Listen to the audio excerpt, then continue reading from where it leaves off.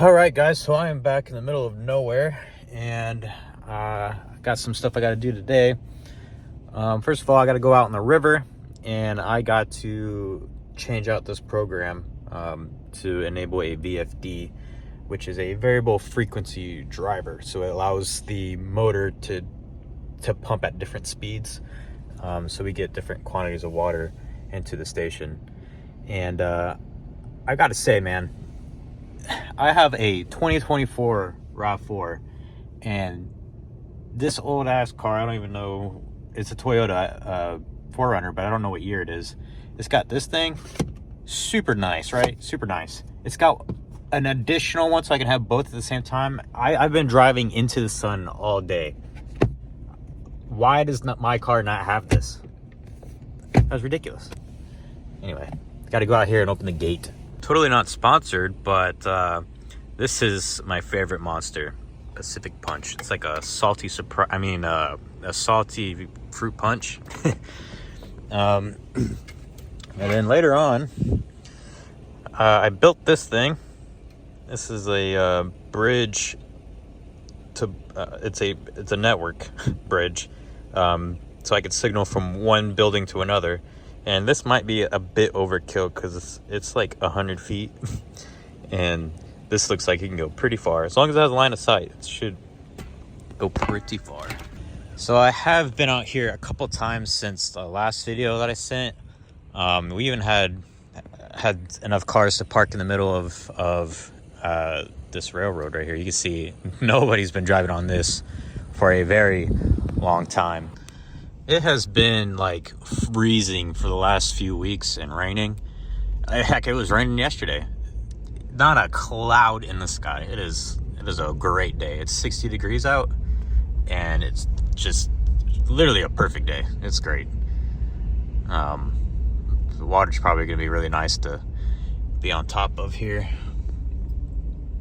That is an old abandoned water tank. An old abandoned water plant. Literally no water in it at all. I'm going to a water intake, so it pulls water from the river. It would normally go into this building, but this one's been abandoned because it's, too small. Which is funny because the one that they built to replace this one is now also too small, and they're going to rebuild that one as well. So this town's been around for a long time, but it's pretty sick.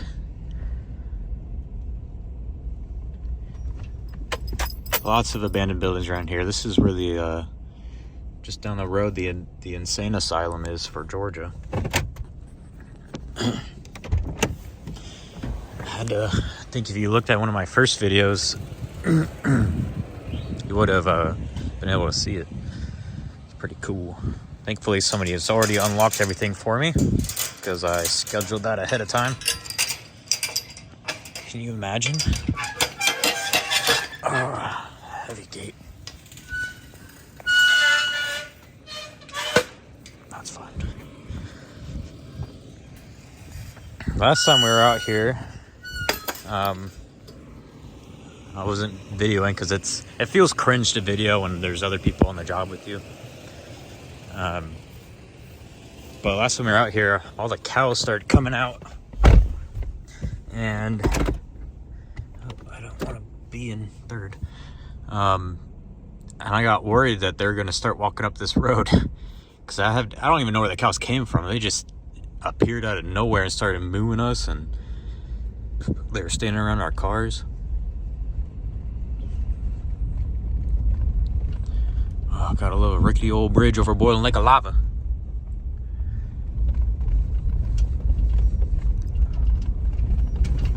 There we go. There it is. That's where I need to change the program out. Now we're almost done with this location, except they haven't wired up 2 motors to it yet. We need them to do that, in order to fully finish the program and everything else. But in the meantime, if I can change out the program to include a VFD, it'll be good for a little while, maybe a year before they, because you can see the 2 green pumps right there. Those ones haven't been added in yet. The big tall one right here is the one that's currently pulling all the water from the river for this building and pumping it to the other water treatment plant. All right, now I'm gonna make sure I got everything on me, because this is a place you do not want to drop stuff, because you will quite literally never get it back. If we go to the bottom here,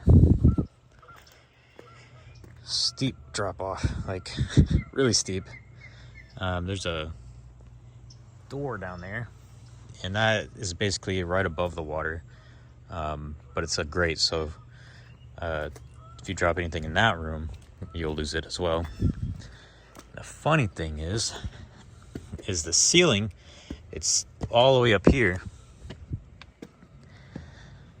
and you can drop it through the ceiling up here.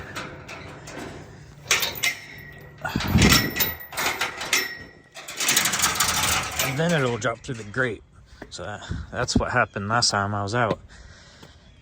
Is see this grate? My coworker accidentally dropped his keys, and yeah, he never got them back. They're in the water now. Yeah, great sight. Feels great out. This is awesome. This is the panel I need to open. Covered in spiders, of course. Why wouldn't it be?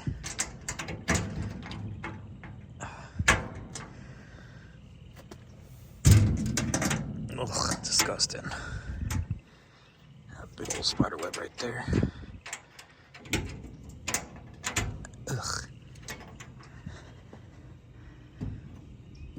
Oh, come on. I need 2 hands, sorry. Alright, let's see what flies out of here. Oh, there's another one.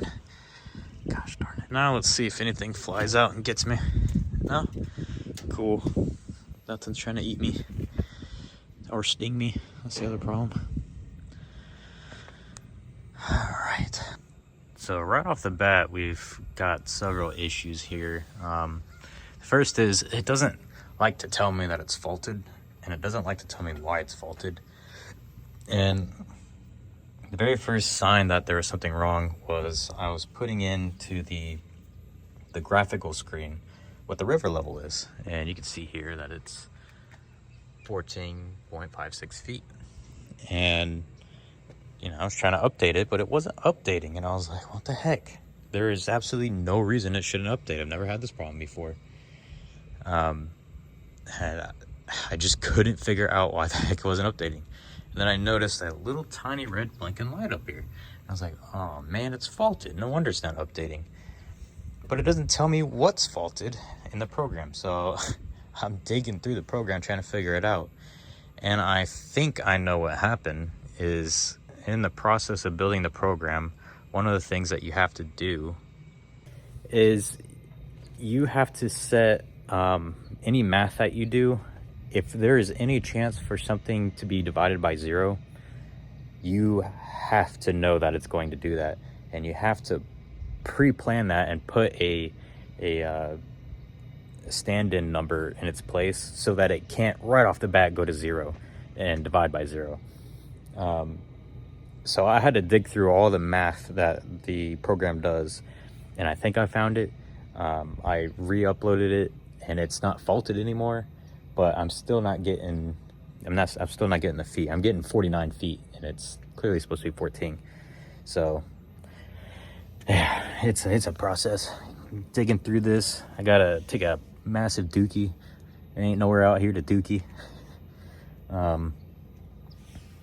But the other thing is this cement is very uncomfortable. My foot keeps falling asleep. But yeah, I'm gonna keep stabbing away at this, trying to figure out what the heck is going on. All right, so literally the second I put my phone down, it updated. So I guess the signal is just not very strong out here, but I'm also using my hotspot on my phone to connect to the computer, and then the computer is relying on a VPN connection, out to wherever, which is going from that signal all the way back to the water treatment plant and sending it all the way back. So yeah, it's probably just a doozy of a network situation here.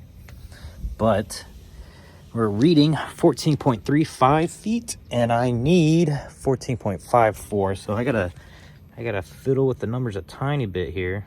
I have it scaled. So initially you would do 4 milliamps to 20 milliamps, right? That's how much power is coming from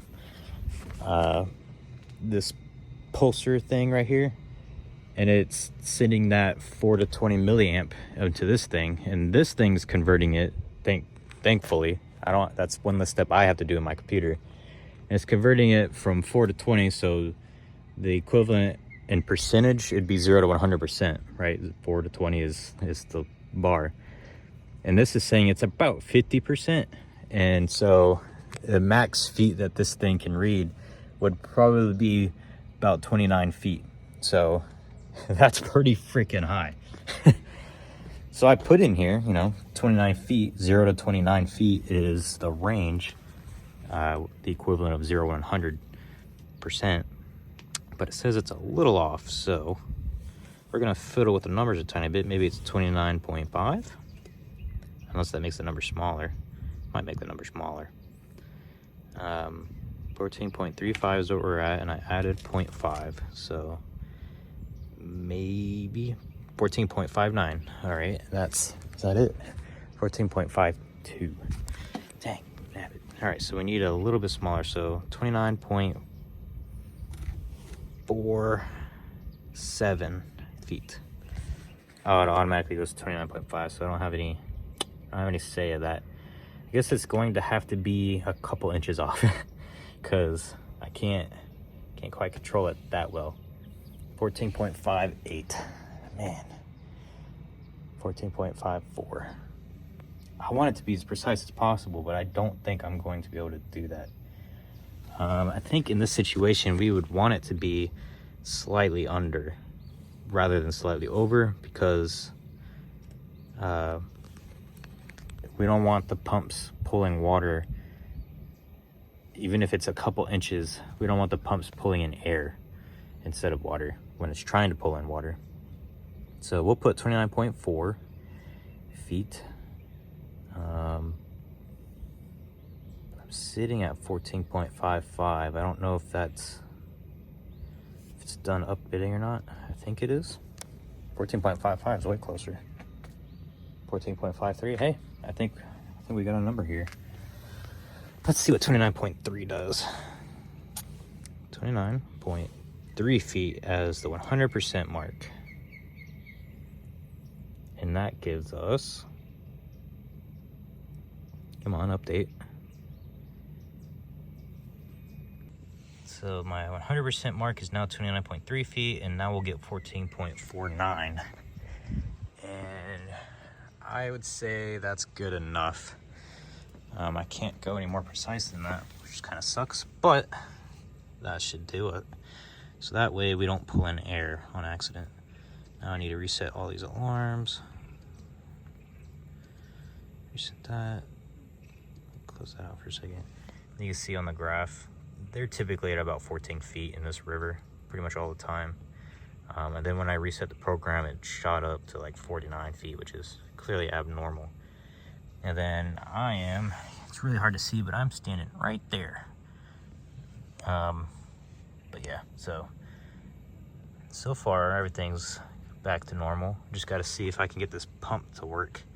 You see the one that's glowing right there, which is going to be scary loud. This has been absolutely kicking my butt. I don't even know where to begin. Just randomly out of nowhere, I'm just not getting any signal.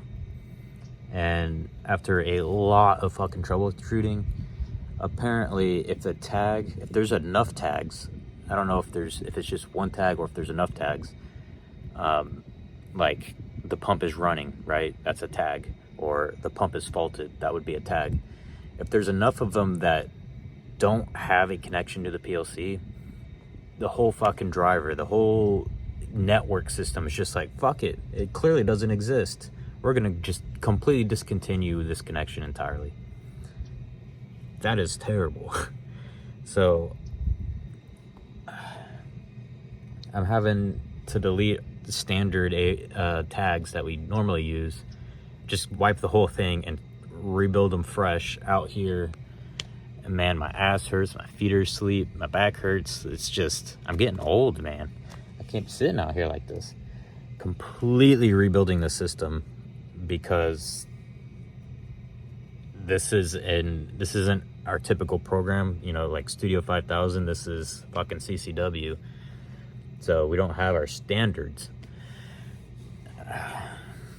Yeah, so I've been out here for a minute doing something that I should have been out of here already like hours ago. Oh man. All right, this is really rough. I had to make a fault override because for some reason the VFD is faulted, and a bunch of just temporary placeholder numbers, so I can at least see if that fucking silver bastard right there will turn that pump on. There we go. It's gonna be freaking scary. Man. Nothing.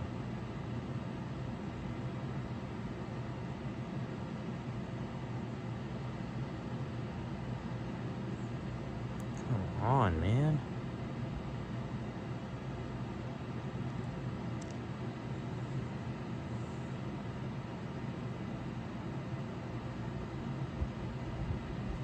Nothing. I don't understand. Today was massively uneventful. Stupidest freaking things, man. The program won't even subtract. Like, it's saying that 20,000 minus 4,000 is 0. Yeah, that's causing a lot of problems. And it's one rung with a subtraction problem on it. I don't know what the hell I'm supposed to do about that. Can't send a speed to it, so I can read the speed that it's going when I start it, but god damn, that's bright. But even if I put it at 0% speed, it's going 57. Yeah, I don't know what's going on with it. It's possible that the VFD is overriding all my signals. Maybe they have it set up that way. I don't really know. I pop open their VFD. Somebody else installed it. It has nothing to do with us. It's inside the shell of another VFD. I don't know what I'm looking at. So they're gonna have to get their installer out there to check that. But as of right now, it's basically no different than a motor starter.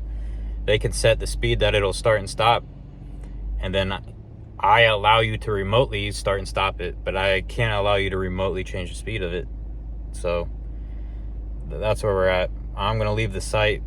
I cleaned up the program as much as I could, updated it, fixed what I could fix. No idea why it's not subtracting. It's a really weird problem.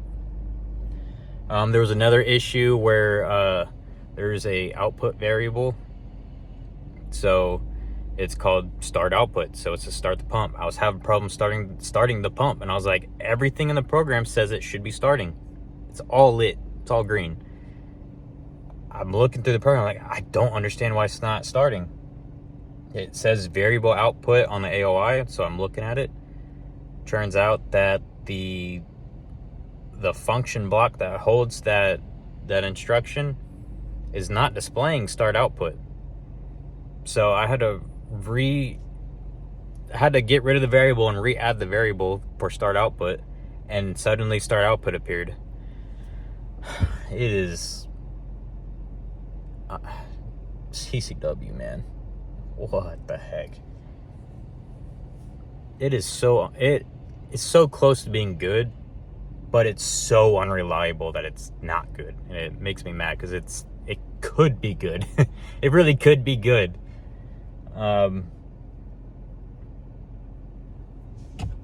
That's what they ordered. They ordered CCW, so I would not recommend getting a micro 850. So yeah, I'm packing up. I did what I could there. They're gonna have to address their VFD stuff, and if they figure something out with the VFD, if it is the VFD's fault, then I'll come back out and I'll fix the program again. I had to shit all day and I didn't, and I don't know where it went. It is in me somewhere, but I don't feel it. Also, my Monster is blazing hot, so that's lovely. Man, dude, I spent so long troubleshooting that crap. Wasted an entire day. Got absolutely nowhere, basically. And on top of it, so it's basically no different than my original program. No different on the operator perspective, on the operator side of it. Nothing changed. But because I had to change the tags, because the driver wasn't reading the IP address, which I don't know if I explained that. So apparently if you have too many tags that don't exist in your program, the whole SCADA system, which is, your graphical interlay, it just freaks out and says, oh, sorry, that program doesn't exist at all.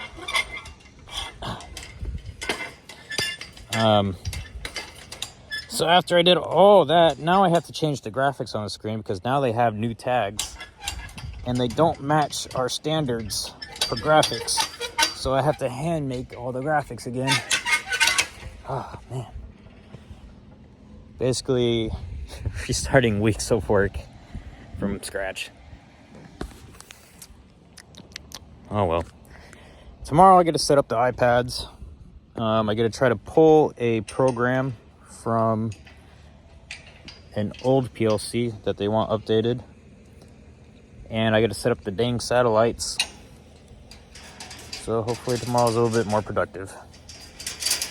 And then after tomorrow, I have to go to the wastewater. And I have to go to a lift station, which takes all like the rainwater and it pushes it into the wastewater plant. And I gotta try to get that remotely accessible through a VPN.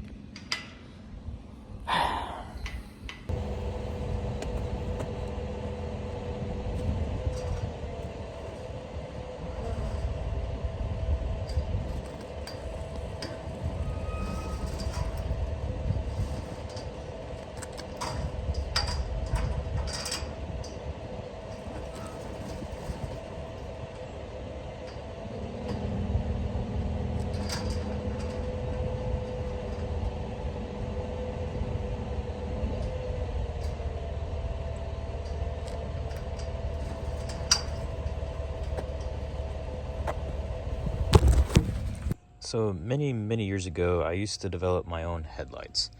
And one of the problems I ran into is I needed a way to transform 12 volts DC to 5 volts DC in order to power a Raspberry Pi. And I knew that these could do it. And I quickly learned that these things are so freaking unreliable. I went through like 5 of these in 1 year. And like I'm talking about the insides, obviously, because I transformed it into, I didn't want to build it myself, so I used one of these because they were cheap. And now I had to buy another one, not for headlights, but for this freaking work vehicle, because I can't charge nothing, and my shit's constantly dying. So these are a piece of crap, man. No wonder my stuff on my car wasn't lasting very long. My headlights weren't lasting very long, because them things are really freaking bad, man. Like, really cheap.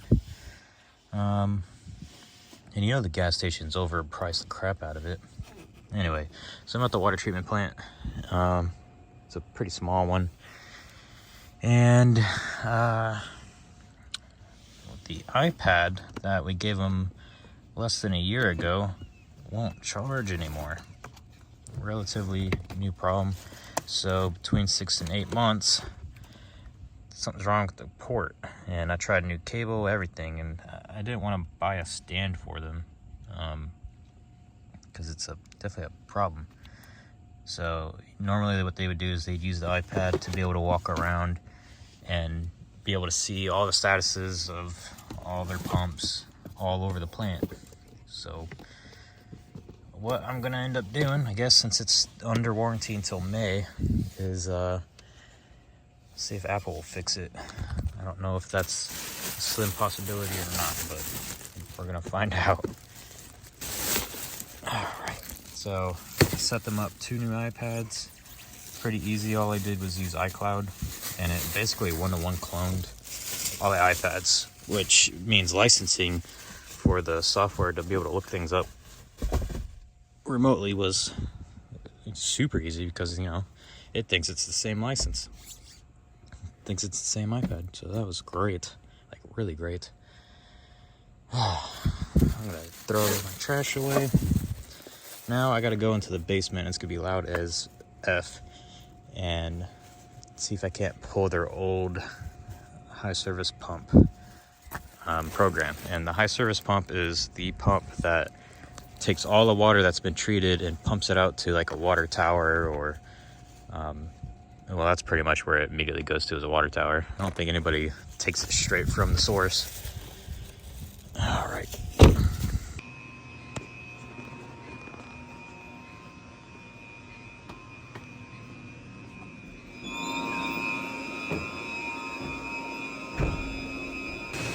So the goal is right now is we're gonna replace the PLC for all this filter, which we were just in the basement, we can see it from below.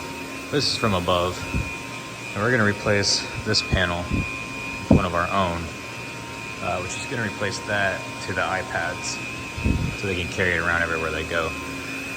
And then a year from now, maybe 2 years at most, they're gonna replace this entire equipment system to a whole new filter situation, if you will. So then I'll have to reprogram the PLC again. But we saw the abandoned water treatment plant, and it was very empty. And this is, you know, the same spot basically, but with water. I actually think I showed the emptiness on a different video, but it was pretty crazy to see. Even there's ladders on the side, so if you needed to climb out, you could, except that they were all completely rusted off. Yeah, scary stuff. So if you fall in, there's no more ladder.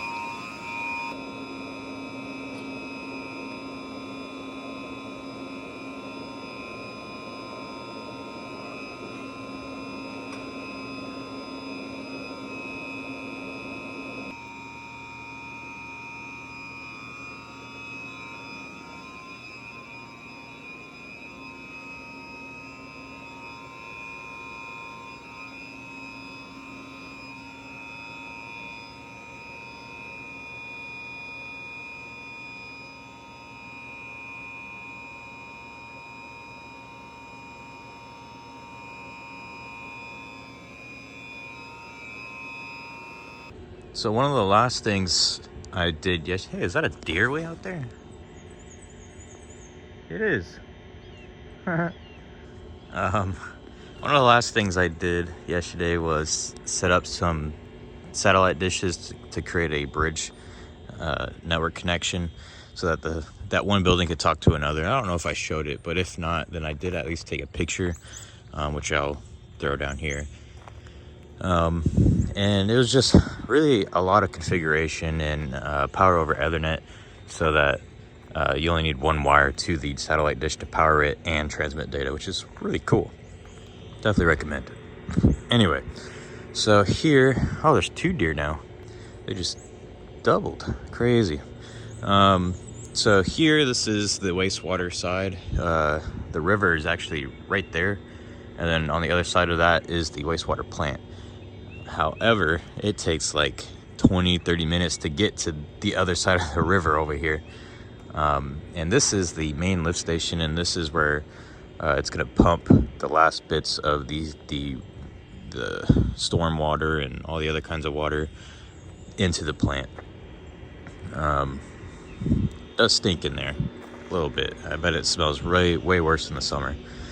But what I'm doing here today is they already have a program built by somebody else in there, and they don't want to update it. It seems to be doing fine, and it's relatively new, and the people that work on it are nice people over at Grundfos.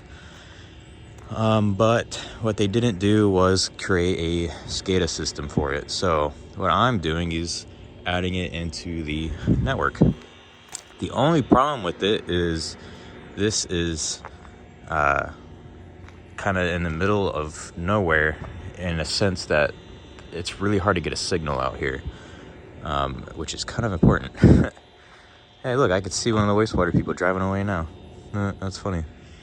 And then behind me is a neighborhood where a couple of weeks ago somebody got murdered, so hopefully nobody comes into the gate. So one of the difficulties that I'm having here is obviously the signal strength. So I've got like 3 extension cords, and I don't have a mount yet, and hopefully somebody will be able to mount it to the roof. But I temporarily have what I thought is the best location, even though it's got this huge interference, but there's an antenna there, and that'll probably be about the best signal I can get for the range that I have in the current situation I have, where I can't get on the roof. We're gonna go inside here in a second, but there is another door here I don't remember seeing. I don't even know if it goes anywhere. It's probably just a supply closet. Looks like it's open. Oh, it is. Oh, that goes downstairs too. Now, why would they have 2 separate downstairs? So that's how you get on the roof. Oh man, it stinks in here. Oh yeah. If that's not a sign that it's gonna be disgusting, then I don't know what is. We're gonna take a step out, make sure my headset's in.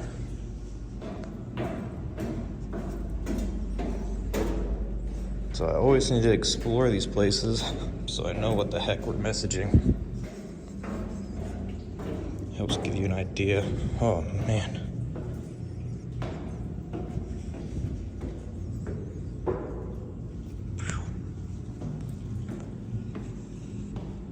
I don't know what the heck that is. Oh yeah, look at that sludge. That is thick. Pretty much stinks. Lots of flying bugs.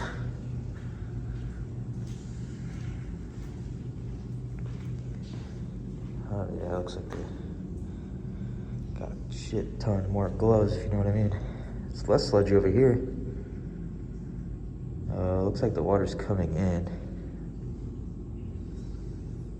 and that's catching it. And I'm guessing the pumps are gonna be on the other side. How do the bugs even get in here, man?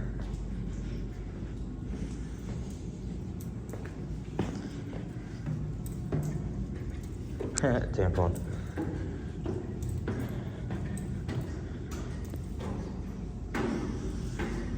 Air ducts. I bet that's really useful.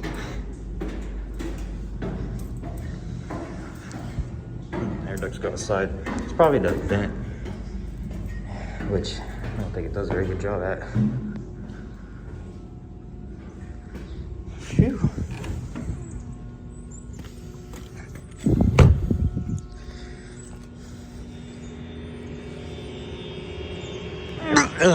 Hold on, let me catch my breath. Anyway, this is the nice grunge faucet that they got. We had to get them to install this because they had no, as you can see, no way to connect an Ethernet cable. They were super nice. They actually printed each one by one, posted on the door of what all this means. And then our box is nailed to the back of it. Not a sponsor, but White Moss can. I'm just kidding. Yeah, that's our VPN, so that'll send that signal and receive that signal. Alright, let's check out the motor pumps, which is where we're mostly going to be seeing all the statuses. Actually, I don't know if that we'll see any statuses in the other room. Oh man.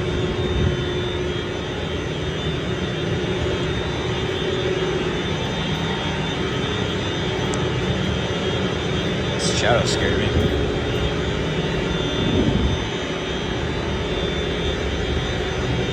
Now, I would normally use 0.5 on the camera, but some people complain when I took a picture of a mail truck, so now I'm self-conscious on whether 0.5 is good or 1's good. That's the insides of a motorboat.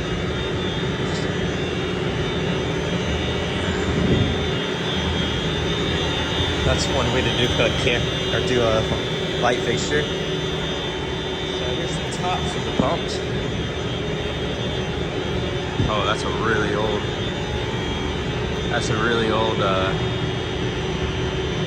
FSC stuff.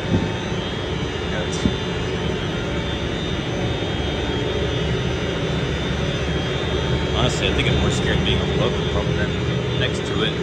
I don't know if that's valid or not.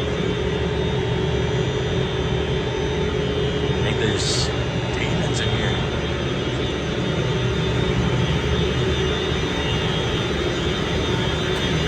There you go, one deeper.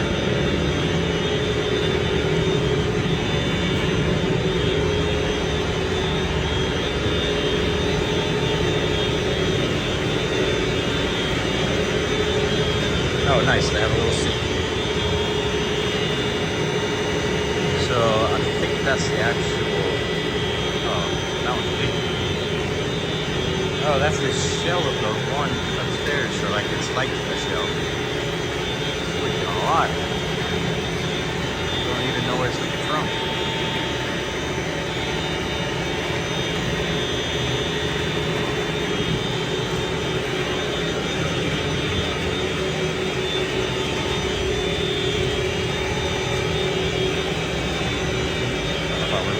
In this.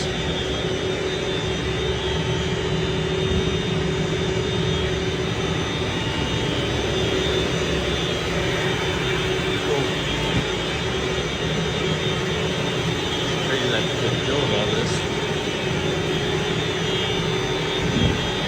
So definitely have two pumps.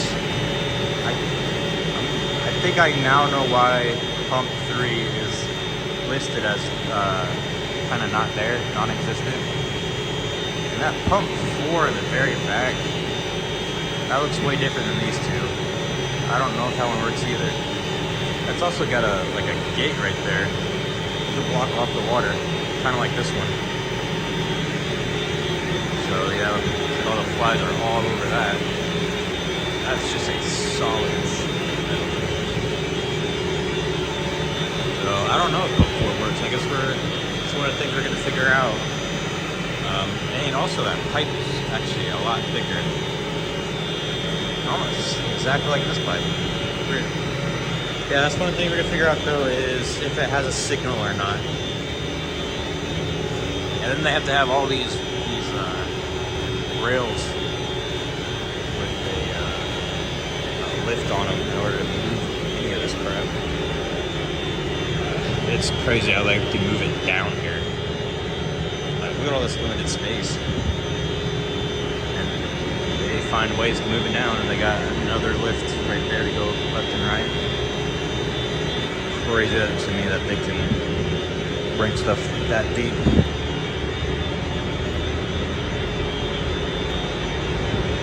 Oh, look at all the spider webs.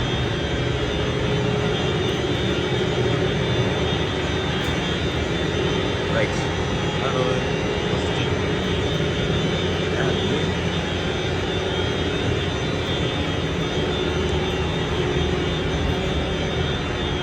Lift it through that one chute. They gotta just, man, that's a lot of work.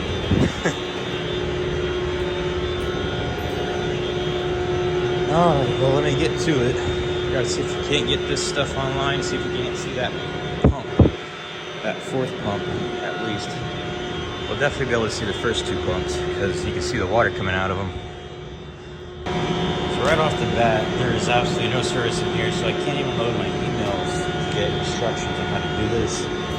So I had to walk a little bit of ways away to get a signal long enough to load the email that has a PDF on how to configure this.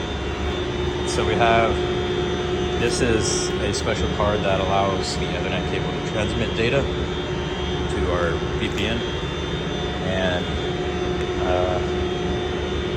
the PDF doesn't explicitly say where the rotary dial is, but I'm going to assume I'm going to have to take this base plate off and figure that out. That's what I'm doing now. And there we have it. It does appear the rotary switch needs to be set to a 1 to be a Modbus TCP. And I don't know if you can see it, but it's set to 0 right now. So I'm going to have to spin that sucker. It's one click. So since we work in the water industry, we always have to have these weather-tight joints, basically, in all of our panels. Thankfully, this one's already in a panel, so it's not that big of a deal. But you'll notice that you're missing one right here, and it's because they didn't accommodate for how fat the Ethernet cables are. So, seems like bad planning on their part. It took a few minutes, and I had to repower this a couple times. I think I finally got a spot where it's just strong enough to keep this one lit. That second light, first light's power, second light is network connectivity, third light's Wi-Fi, and the fourth one, I guess, also just means network connectivity. Anyway, so now that I have told this box that it is going to be using Ethernet cable, I now have to go all the way over here, grab the Ethernet cable out of the VPN, and I'm going to have to plug this into my computer, and I have to pull up the web browser of the default IP address. So basically what's happening is this box has a website, and I have to log into it to be able to tell it what the new website's going to be. Also, I love that they did this. So this is an acrylic cylinder, and that's just, it's basically like a giant fiber optic cable.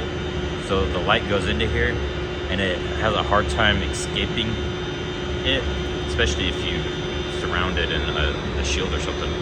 But because it has a hard time escaping, the light goes into it, and any defects, the light really bounces around at. So like on that end, it'd be really smart to like sandpaper it to add a lot of defects to it, and then the light shines pretty well through it. But like I'm barely even on it, and it's great. But yeah, I'm sure you guys have seen that before in like kids' toys and stuff like that. But it's fiber optics are just really neat technology. Alright, so I put in the web address 192.168, which is pretty standard in the US, .1.100. Another standard would be, a local network would be like 10.10.0. whatever, right? So this one's 192.168.1.100, and you can see we're not getting a signal, and I don't need internet to do it because I'm directly connected to the web browser maker, the server basically. I'm directly connected to the server. But the reason that I'm not able to connect to it is because my computer doesn't know that it's supposed to be looking at the 1. Right now it thinks it's looking at 150. So I got to give it the correct street address basically. And I do this so often that I actually made a shortcut to open it. Because for some reason in Windows 11 it is a pain in the butt to get this window. Alright, and then scroll down, pop that sucker open. Now I have to tell it what my address is going to be. It's going to be in the 1 range, and I think 43 should be empty. Let's hope so. And then we're going to ping it, see if we can ping 192.168.1. What's the address again?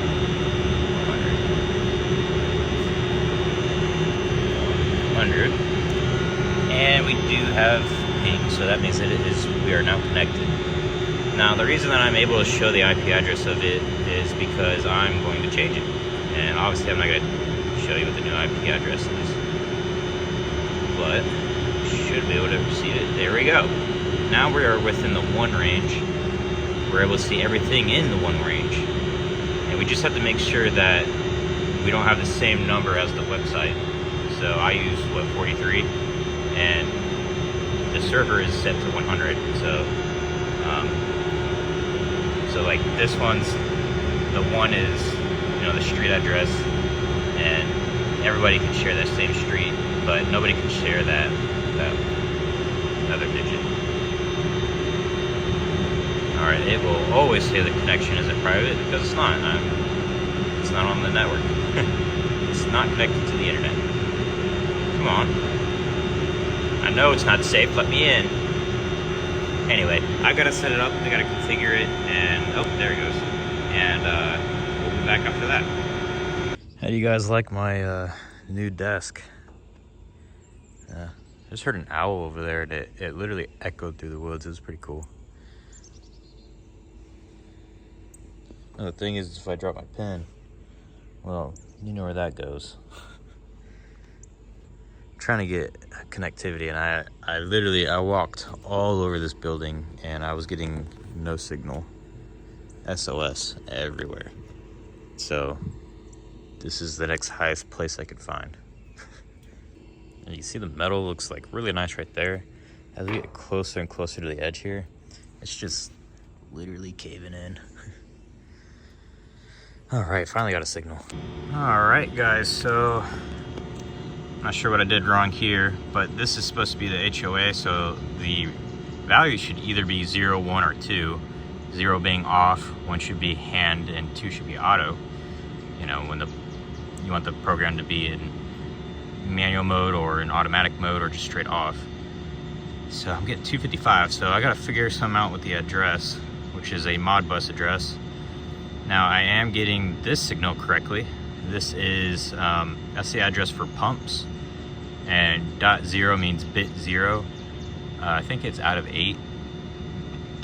And so that means 0 is pump 1, which means the pump is running. And as you can hear, the pump is in fact running. So I have established a connection. But as you see here, I'm having some difficulty actually doing anything out here. So I'm gonna lock this place up. I'm gonna have to leave the antenna upside down. There was nowhere for me to wire this or hook it up. Definitely wasn't gonna walk up there, up that ladder that was inside the building. That was disgusting. And the operator told me or the maintenance guy told me just not worry about climbing the ladder. He'll take care of this later.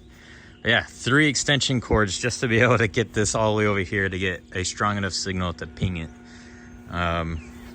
So in the meantime, I'm going to go ahead and pack everything up, lock down the doors, and then I'm gonna go somewhere that has far better connection. to be able to put the rest of those addresses in and see if I can't correct the HOA address.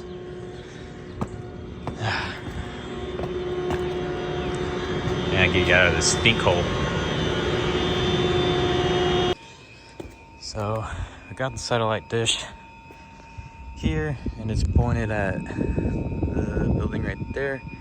Tomorrow, I'm not going to be here, but they're going to go ahead and mount that to the side of this building and the very roof of that building, and they're going to run the wires to the server room. Now this is shooting all the information from this panel in here. I'm not even going to freaking open that because it's such a pain in the butt to open. And that's getting all this information from down here, which is the 2 sludge pumps. It's chilly down here.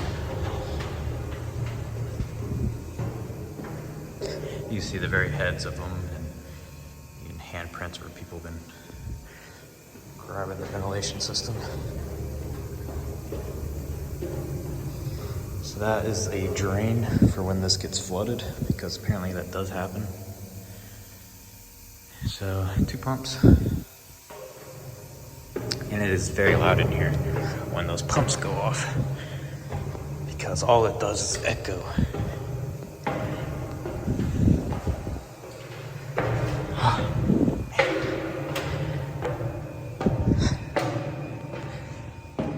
You're a pain in staircases, man.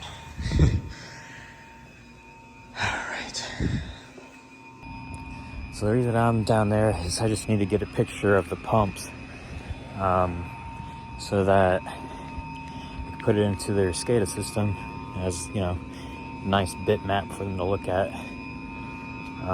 That's currently all I'm doing for the rest of the day, is working on the SCADA side, and it's a lot more convenient to do it on site than at home at the moment, because I'm already here, and so the internet connection doesn't really matter because I can just tap directly into their server. So that's what I'm doing for today, and then tomorrow I get to drive all the way back. Actually, on a side note, I should show you the server room, and I installed all that, and I'm gonna have to do that again in wastewater when I ever have to come back out and do wastewater. So it'll be pretty much a 1-to-1 duplicate of what I did here.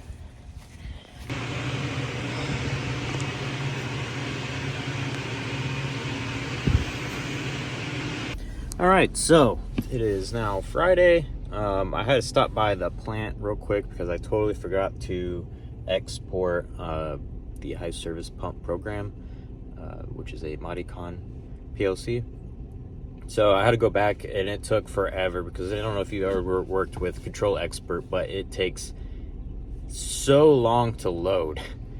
On top of that, it's in a VM, which also takes a long time to load. So that took forever. I think I got a pinched nerve in my butt cheek. It's very uncomfortable, and I still have like 2-3 hour drive to get back to the office. So that's gonna be fun. I just passed the Sinclair tank, so it was 2 tanks and 2 pumps. One of the sites that we were most worried about because it was one of the more critical sites, and I don't know if I did that. I don't know if I have a last video for that, but wired it up, did the program. Haven't had a call back for it yet. We did have to come back a week, 2 weeks, 3 weeks, a little while ago, because it froze. Not Sinclair, but another 3 sites froze, and their analog transmitters, which converts the pressure into milliamps, and then we convert the milliamps into, you know, feet. It ruptured the diaphragms of the transmitters, I guess. I don't know. But what we did was we moved the thermostat of the heater farther away from the heater so it's not immediately turning itself off. And we also put some like pool noodles basically on the exposed portion of the pipe, and we haven't had a call back yet on any freezing, so that's good. But I'm I'm gonna stop here, get a drink, and then probably halfway home I'll have to get some gas to make sure that the truck's topped off. And then I guess that's the end of the video. I don't know that there's much else to talk about. All right, guys, so see you next time.